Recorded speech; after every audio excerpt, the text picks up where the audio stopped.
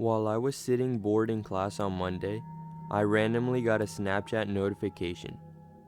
I opened my phone to find a friend request from a guy named Braden. I hesitated at first, but then accepted the friend request.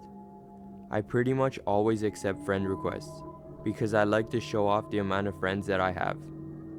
After that, I continued on with my schoolwork and forgot about it. Later that night, I was jump scared by a notification. When I looked at my phone, I saw a Snapchat notification from Braden.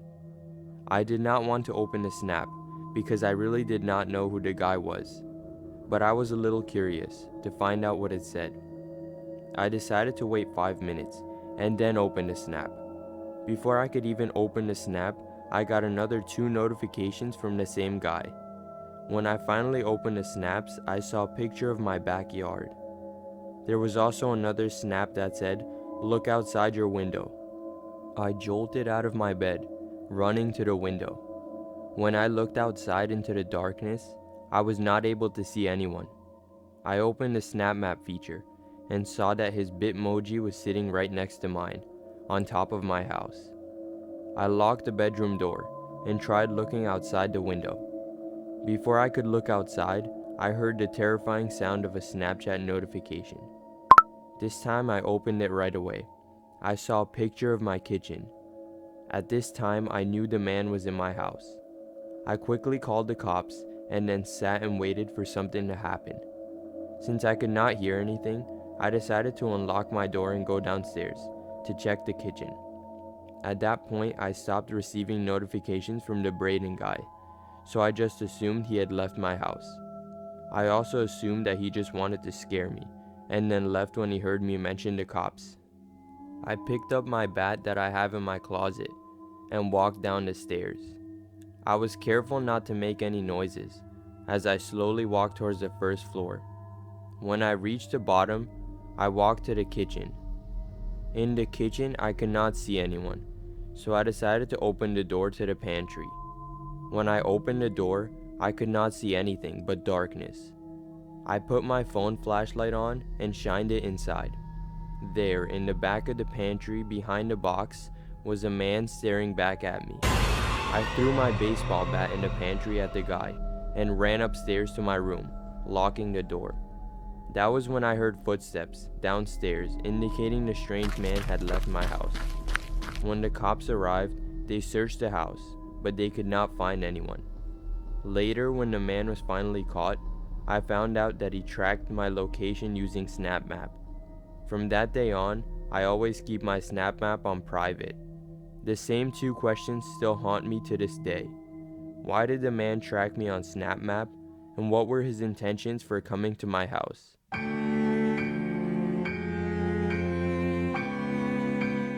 On Friday, I was just chilling at home, watching some Netflix. I was also on Snapchat, talking to some friends. At some point in the night, one of my friends sends me a screenshot of Snap Map. The caption for the photo was a question. Tyler found his phone? At this point, I was so confused at what was going on. I opened the Snap Map screenshot and saw Tyler's Bitmoji right on top of my house. I never invited any of my friends to my house that night. All of a sudden, I got really scared, so I called Tyler's home phone. After a few seconds of waiting, he picked up the phone and answered. I questioned him about the phone situation. He explained what happened.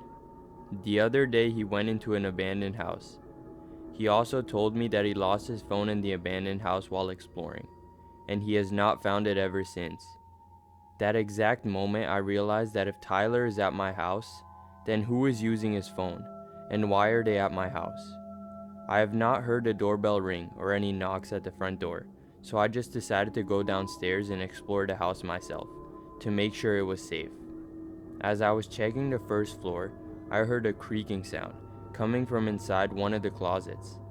As I slowly opened the closet, I could see a tall, middle-aged man dressed in all black standing there. I was so terrified that I slammed the closet door and ran outside, locking the door behind me and calling the cops. When the cops finally arrived, they searched the entire house, but they did not find anyone. I was not totally convinced, so I also searched everywhere. After not finding anything, I told the cops my story. They said that the man must have exited the house through the front. And so that was that. When the cops left, I went upstairs and went to sleep. I got woken up.